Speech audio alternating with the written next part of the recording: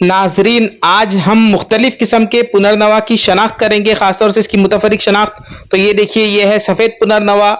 इसका जो तना होता है वो भी सफ़ेदी माइल होता है, यानी हरा सफ़ेद होता है इसका तना, और इसके जो फूल होते हैं, बाकी के हिस्से होते हैं वो सफ़ेद होते हैं। ये देखिए, इसकी कलियां कुछ इस किस्म से होती हैं, और इसके फूलों का भी आप खासतौर से मुआयना कीजिए। ये देखिए, इसके फूल जो है वो सफ़ेद होते हैं, इसीलिए इसे सफ़ेद पुनर्नवा हम कह सकते हैं।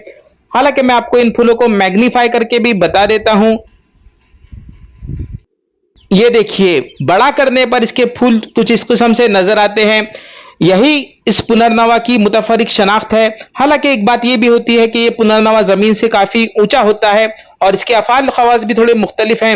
ये पुनर्नवा जो है वो वर्मों की तहलील के लिए ज्यादा बेहतर माना जा सकता है। हालांकि यूनानी नजरिए से देखा जाए तो ये बलगमी अमराज की तरफ इशारा करता है। इसका सफेद रंग, तो बलगमी अमराज की तरफ भी इसका इस्तेमाल किया जा सकता है, लेकिन इसे आम लोग जो है वो कम पोटेंट मानते हैं। इसकी बाकी की किस्मों का भी आप मुआयना कीजिए।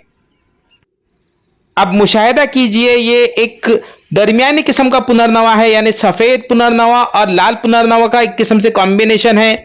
जमीन से काफी ऊंचा होता है ये पौधा भी, और इसके जो पत्ते हैं वो नुकीले होते हैं। ये दोनों किस्म से काम कर सकता है ये पुनर्नवा, यानी वर्मों की तहलील के लिए भी और ताकत के लिए भी, खून बढ़ाने के लिए भी इसका इस्तेमाल है। मैं आपको इसके फूलों को भी मैग्नीफाई करके बता देता हूं। काफी छोटे किस्म के इनके फूल होते हैं, लेकिन मैग्नीफाई करने पे ये फूल इस किस्म से नजर आते हैं। ये देखिए, इसके जो मुख्तलिफ हिस्से हैं इस फूल के, वो देखिए, इसकी जो ओवरी है और बाकी के एंथर वगैरह है, बड़ा मुश्किल है इन्हें देखना। हालांकि इंसानी आंख इन स्ट्रक्चर्स को नहीं देख सकती, लेकिन फिर भी मैग्नीफाई करने पे ये जो है इसकी एक मुतफरिक शनाख्त हम जरूर समझ सकते हैं। ये दरमियानी पुनर्नवा, यानी दोनों का मुरक्कब क्यों कह रहा हूं मैं, ये समझने की कोशिश कीजिए। ये लाल पुनर्नवा और सफेद पुनर्नवा का एक किस्म से क्रॉस है, लिहाजा आप इसे भी समझ लीजिए।